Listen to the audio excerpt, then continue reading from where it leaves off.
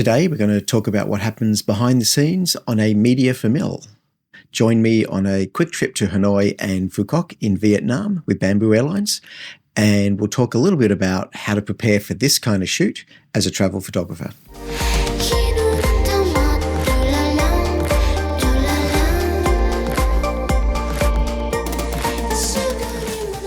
Today, I want to talk a little bit about what happens behind the scenes on a travel photography shoot.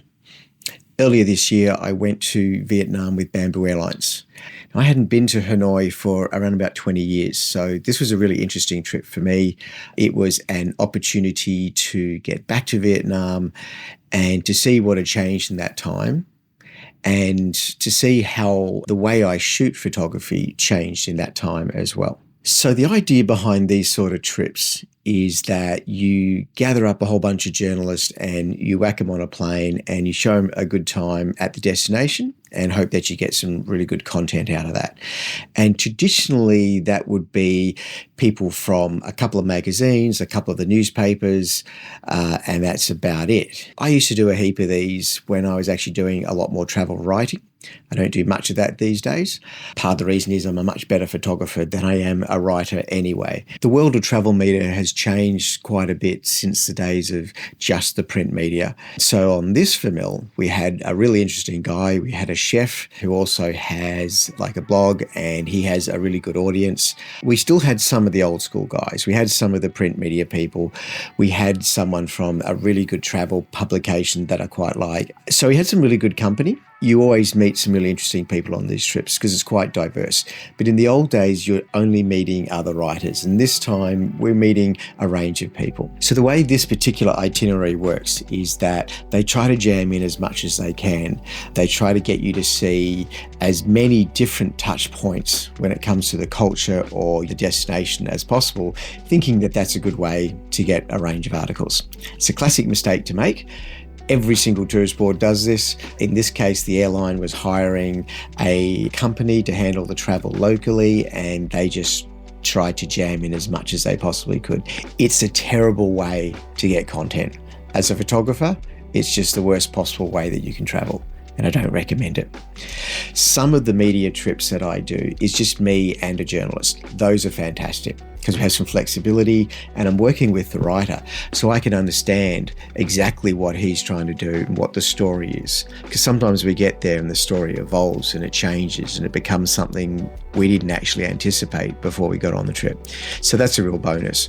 So traveling with a single writer is a great way to work as a photographer. This was not one of those trips. The problem with these kind of trips is that you're being rushed from place to place. You're not necessarily staying in the most interesting places. You're staying where you've got a partnership with that particular agency or that particular company or the tourist board.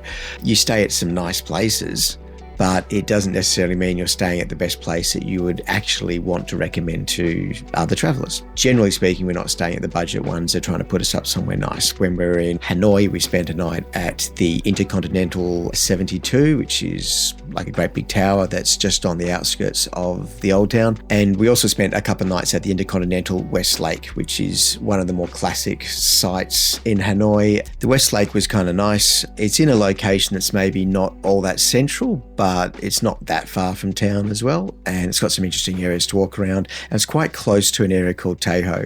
And Tay Ho is kind of like an expat part of town. It's got some really interesting kind of bars and places to eat. The average traveller wouldn't necessarily get out to Tay Ho. It's not that far. It's easy to access. It's just that it's not on their radar. We get kind of a taste of everything, but it also means we don't get to do anything really, really well. For me, one of the things I do on these trips, I try to make sure I get off the itinerary. Because the itinerary, often you're spending half a day doing something that is of zero value to my photography and zero value to a potential story. The goal for me is just to spend some quality time in a couple of places so that at the end of the trip, I've got some really good images.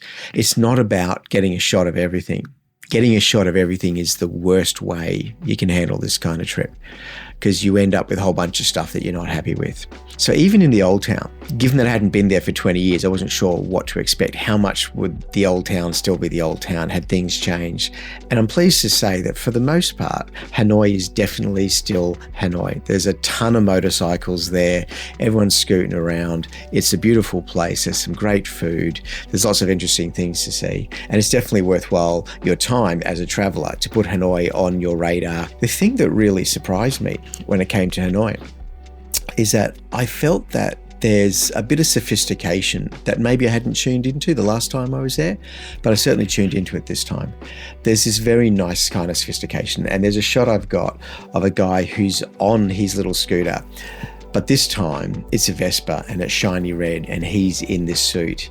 And I think that really sums up the sophistication and yet the culture that's paired up when you go to Hanoi. It's a really great city. When I got away from the itinerary and I got to spend a little bit of time in Tay Ho and just walking around the streets, and there was lots of interesting things to photograph there and lots of interesting street art, which I thought was a real feature.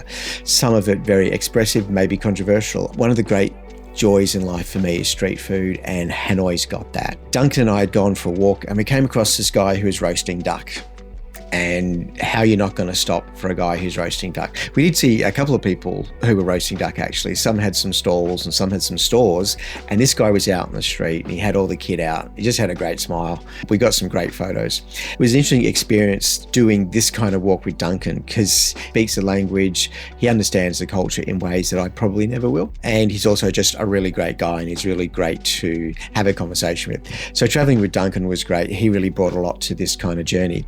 And again, it's that taking time to explore something in depth and also having someone who understands the culture and can bring you into it. We got some typical shots of the street vendors with their bicycles in town, and we went to the old market. We went to the main market that's got a lot of interesting stuff there and lots of traffic and lots of people coming and going.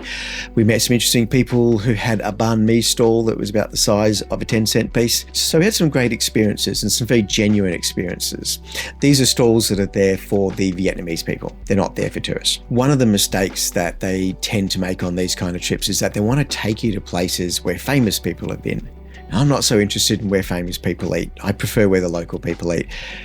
But they wanted to take us to this place where Anthony Bourdain and Barack Obama had their Bun Cha. And it was good Bun Cha, could certainly recommend it. I don't really care that some famous people had been there. That's not my jam. But the Bun Cha was good. But I needed some really good photographs of Bun Cha. And I knew I wasn't going to get it on the third floor indoors with the neon lights inside this building. I wanted something with a bit more character. On my little half day out when I went and walked around Tay Ho, on my way there, I found a little lady doing Bun Cha, and her shop was fantastic. So in the morning, she cooks up all of the pork mince. She puts it over the grill and she kind of flips it over the hot coals. Beautiful stuff and beautiful opportunity for photographs. And then after I'd done my walk around Tay Ho, I came back and I had my lunch there so I could shoot the food. And I could tell that this was going to shoot well. The lighting was good. There was a spot there where I could sit at a table and the light was just coming through the doorway. Maybe kind of soft light, maybe not enough light to be ideal, but it was pretty good. One thing that was interesting with this particular moment when she's doing the Bun Cha, her flipping over the patty over the hot coals, it's kind of a big deal. It's really, really beautiful. So I put on an ND filter onto the lens so I could slow this down so that when I'm shooting some video footage, I can get some nice sort of smooth motion with that. And when I'm shooting some stills, I can get some very slow shutter because that slow shutter gives a sense of blur. And you end up taking a lot of shots of the same thing and hoping that there's a couple in there that work perfectly where something's in focus and everything else is kind of blurry. Because if everything's blurry and nothing's in focus, maybe that doesn't appeal quite so much. But you want something in there that's, that's sharp. So you just take a lot of shots and somewhere in there, you'll get the thing that works really well. I also use the ND filter to do some panning on the motorcycles and the bicycles when we're in the old town. It's a very, very classic technique for me, especially in Southeast Asia. It's something I've been doing for decades, but that doesn't mean that it's not a great shot still. The thing about a cliche is that if you're going to shoot a cliche, you just need to do it really, really well. Hopefully there's a couple of shots in there that I'm going to be happy with and that are going to be keepers. One of the other interesting things on this trip is that they had hired another guy to come and shoot some video. And he was pretty serious. He had a lot of gear. So I'm turning up and I've got one little 10-litre Peak Design pack with 2 cameras and 2 lenses. And that's my kit. That's what I did the whole trip with, an 18mm and a 35mm. They're 1.8 primes. I can screw on the ND filter or I can screw it off. That was my entire kit. I'm traveling light. Because again, my goal isn't to shoot everything. My goal is to get a handful of very, very good shots and to work my craft. This other guy shooting video, and he was also taking stills from time to time. He was trying to do everything, literally everything. So he's got a great big Sony camera, a heavy Sony camera. He's got a couple of Pelican cases, and not just the regular size, but like the really big one, the suitcase size Pelican cases. He's got some sticks, because when you got a camera that big, you need some sticks to put it on because it's heavy. He had a Nikon DSLR and he had an Osmo, one of those things that you can just shove in people's faces and annoy the crap out of them. And he did that a lot. So he was coming at it from a very different angle from me. And I felt kind of sorry for him because he's kind of had this pressure on him that he'd presumably put on himself. I don't know exactly what his brief was. That wasn't clear. But he had this pressure on him that he just has to capture everything, every moment, every second. We're on the plane and he's like trying to get the hosties to talk to his stick, you know, as he pokes it in their face and all that kind of stuff. The quality of social interaction in that kind of situation's not always great. It's not necessarily a good way to get shots. And he's working so hard and he's carrying so much gear. We get to Hanoi and I get my suitcase, which is half empty, because I like to travel with a half empty case because it's really easy to pack. You can just throw everything in there. You don't have to be terribly precise. He's got 3 cases. He's got so much gear and he has a trolley to try to get around. And man, you know, so he is working himself to death trying to capture all this stuff. And during this trip, he decides he's going to shoot some interviews and he's going to do like the hotel visits. He's going to walk around and film everything, and he's got a light on the camera, and Lord knows what that footage is going to look like. And I kept thinking, how are you going to merge the stuff off a Sony FX6 with what's on an Osmo? Like, how good is that combination going to look? The low-grade footage without any kind of filters on like a stick camera, as opposed to, you know, the beautiful dynamic range that you're getting off an FX6. Like, this seemed like this weird kind of contrast. And he had a drone. He got the drone up a couple of times. The weather wasn't great. Not great for drones. So he didn't necessarily get excellent value out of the drone on this particular trip, which was a shame for him. So he's doing everything. He's working really hard. I realized pretty early on that I should just try not to step on this guy's toes and just give him some space. But I wanted to shoot some video as well. So I decided I would shoot some reels. And so I simply turn my camera around and I shoot everything portrait. And I just grab some reels. And this is where cameras these days are so good. So on this trip, I was shooting with the Lumix S5, not the Mark II, not the 2X, none of that. Just the older one, the S5. It's been around for around about 4 years. It's a beautiful camera. It shoots beautiful footage. And especially if you're shooting reels. If you're capturing 4K, you've got tons of detail and tons of punch in there. It's all in beautiful vlog gamma. It's a great way to capture video. Again, I've just got my 18mm.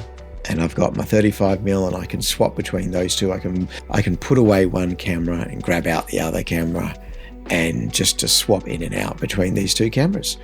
And that was my whole trip. And I'm just grabbing some reels. I'm grabbing some stills, and then I grab a bunch of footage. I'm not trying to document absolutely everything there is to see in 6 days. I just want a couple of really good stories. And I think I got that. I did a 90-second edit for the Phu Quoc side of things. We did go out on a boat. We didn't have great weather in Phu Quoc, got to say. We didn't have great weather. It was not really the right time of year to be there. It was very, very hot. So exploding in sweat every time we step outside the building. And even in Hanoi, by the time we got back to Hanoi, the hot weather had arrived. And that was uncomfortably hot for someone with a lot of Scottish heritage like myself. I prefer the cooler weather, but that's the problem with Southeast Asia. It's warm. The food is great. Southeast Asia is great. The people are great. The weather is too hot for me. But I collected up a really good reel for Phu Quoc. I've got a really good reel for Hanoi. I was really happy with that one. And I feel we got just enough of that texture about the sophistication and the modern side of Hanoi. So it's not just about, we just want to see the old Hanoi. We just want to see what Vietnam was like in the colonial era. It's like, no, there's a lot more depth to Vietnam than that. But the lesson for me there that I would tell anyone is less is more. Don't try to see everything when you travel. If you've got a shoot and you're doing travel and you're on the road, you pack light, you pack what you know will deliver 90% of your shots. If you've got room to squeeze in an extra lens or two that you think you might need from time to time, that's no problem. But don't try to do everything. Don't try to overload your whole system. And especially don't run yourself ragged when you're out there. This poor guy got sick on the second last day, like really sick. Like he hit the wall. It's because he was just trying to bust a gut to shoot everything. And if you do that, you end up with less. You just end up with a ton of footage and a ton of raw files that you now have to process. So you have no idea what you're going to do with. And it just makes your life harder. Whereas I had my edits done within a couple of days of being home. You could argue you've gone all the way to Vietnam. It'd be nice to shoot as much as you possibly can. And I totally get that. But there's quality and then there's quantity. I think it's really worthwhile focusing on picking out a couple of stories and doing them really, really well. Because from a journalistic point of view, that's what you want to do. You want to tell a story well. You don't just want, here's 10 things to do in Hanoi. Like, that stuff is rubbish. I can't believe anyone even reads those kind of articles. I can't stand them. What you want to do is, here's the street food. Let's just do street food. And go hell's bells on all that street food and bring in a little bit of those other bits of textures. Bring in some Teho, bring in some of the motorcycles going through town, bring in some of the markets, bring in that texture and that detail, that character, but also bring in some of the sophisticated hotels, the lovely places that you can stay. And there are some really, really lovely places to stay when you go to Vietnam. It is excellent value. The exchange rate is so good when you go over there. It doesn't cost a lot to pamper yourself. There's some great places to stay, some fantastic food. I just don't think you can go wrong.